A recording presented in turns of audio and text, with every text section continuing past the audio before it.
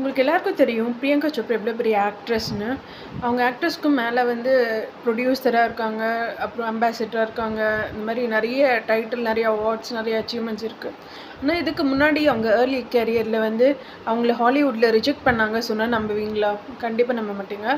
அவங்கள வந்து ஏர்லி கெரியரில் வந்து ஹாலிவுட்டில் வந்து டைரக்டர் வந்து ரிஜெக்ட் பண்ணாங்க. அவங்க ஸ்லாங்கு, அவங்க கலரு, அவங்களோட ஆசென்ட்டு இதெல்லாம் வந்து ஹாலிவுட்டில் செட் ஆகாது அப்படி சொல்லி அவங்கள ரிஜெக்ட் பண்ணாங்க. ஆனால் வந்து பிரியங்கா சோப்ரா அதை வந்து வருத்தப்படாமல், அதை வந்து ஒரு நெகட்டிவாக நினைக்காம அவங்க வந்து என்னால் முடியும் அப்படின்னு ஒரு கான்ஃபிடென்ஸ் அவங்க மேலே வச்சு அவங்க இன்னும் நிறைய ட்ரை பண்ணாங்க. நல்லா ட்ரை பண்ணனால அவங்க இப்போது ஆக்ட்ரஸ் மட்டும் இல்லாமல் ஹாலிவுட்டில் ஃபிலிம்ஸ் பண்ணாங்க. அப்புறம் வந்து ப்ரொடியூசராக இருந்தாங்க. அப்புறம் வந்து வெப் சீரிஸில் நிறைய பண்ணியிருக்காங்க. அப்புறம் வந்து அம்பாசிடர், பிராண்ட் அம்பாசிடராக இருந்திருக்காங்க. யூனிசெஃப் அம்பாசிடராக இருந்தாங்க. அப்புறம் வந்து மெட்கலா, கேன்ஸ், அப்புறம் ரெட் கார்பெட், இதெல்லாம் வந்து ஃபேமஸ் ஐகானிக்காக இருந்தாங்க.